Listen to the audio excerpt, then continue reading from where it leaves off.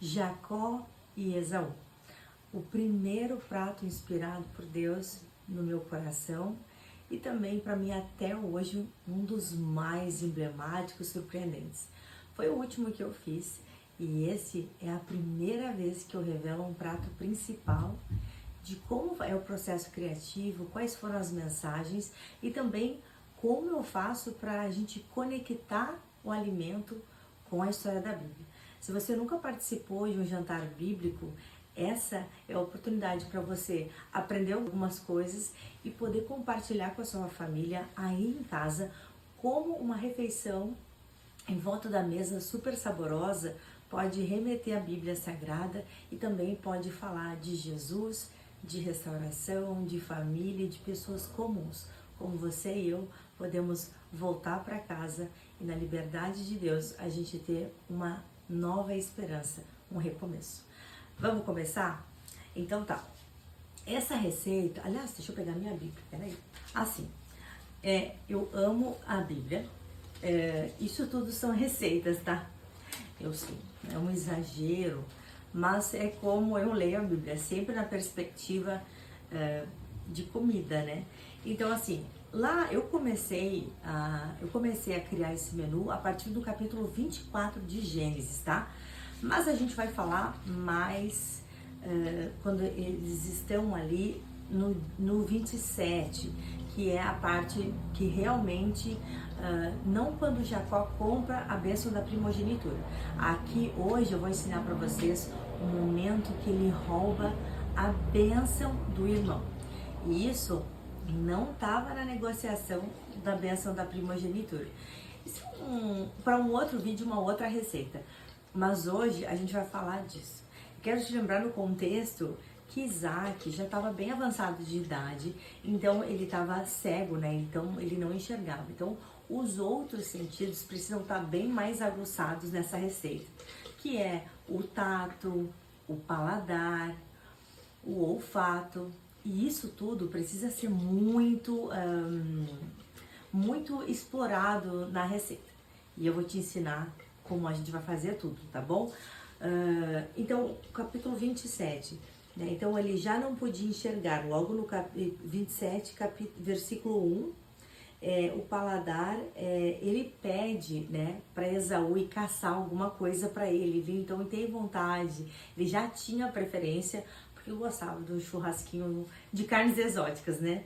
Quem também não gosta? Como aqui no sul a gente ama churrasco, eu também gosto muito.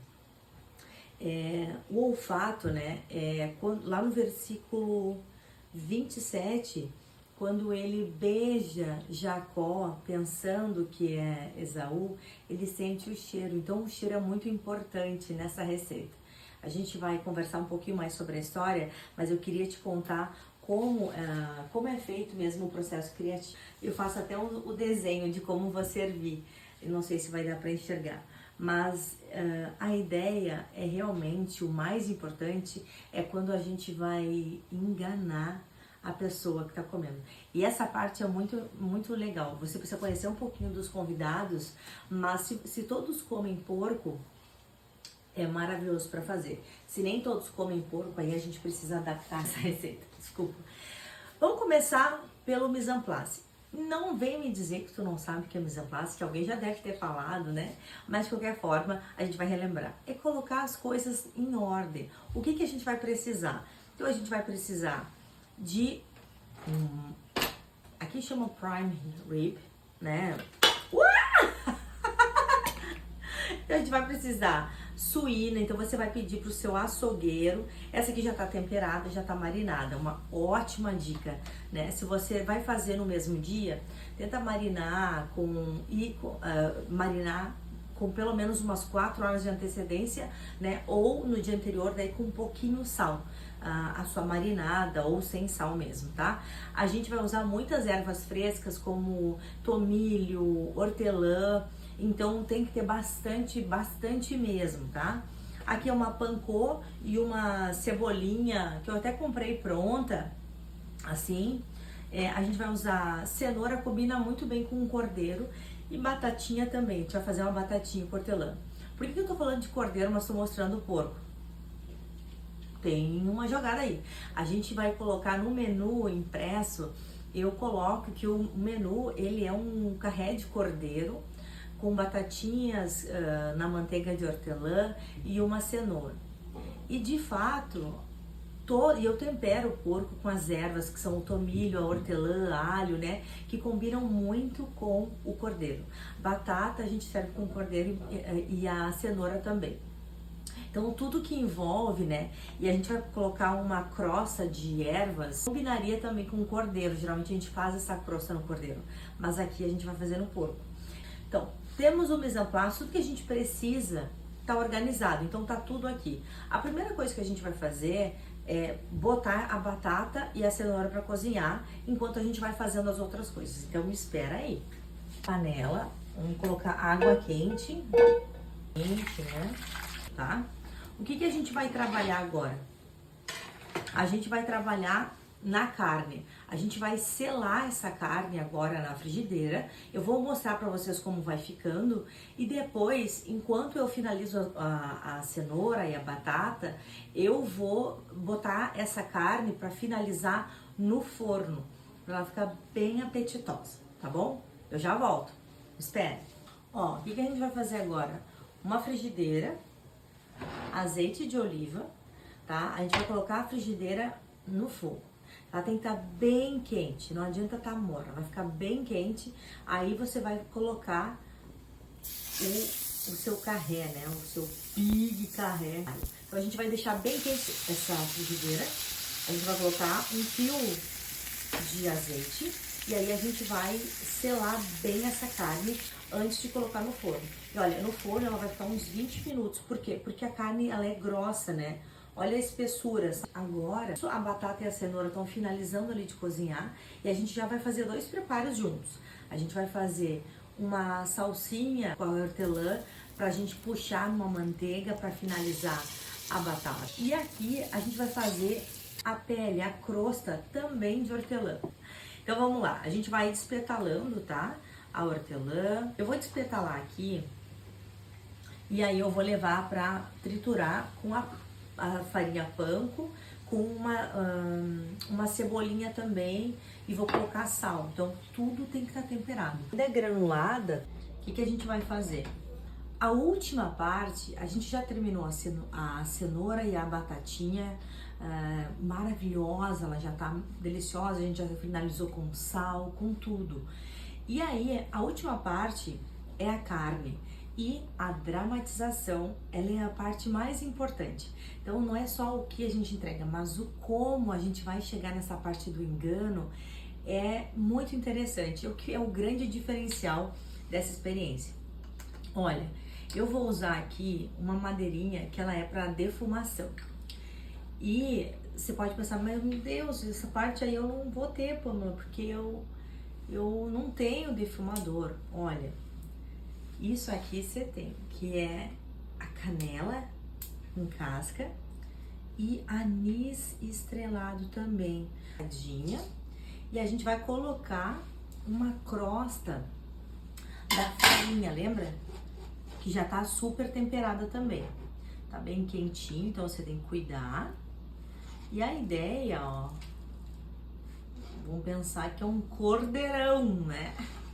Mas a ideia é essa, a gente não vai explicar.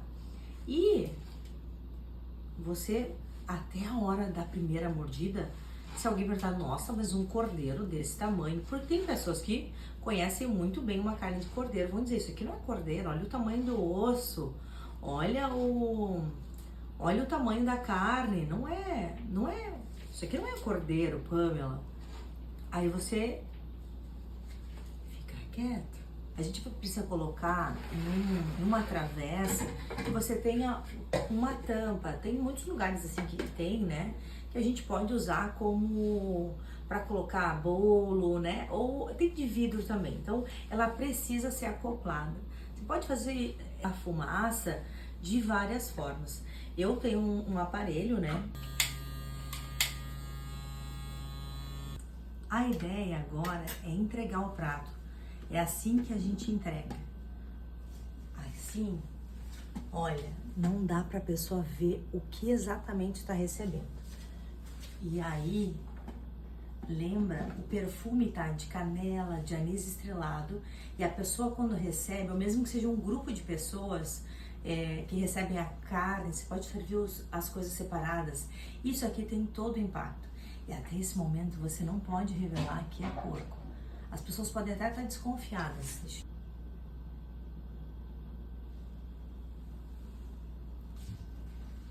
Tá bom esse cordeiro?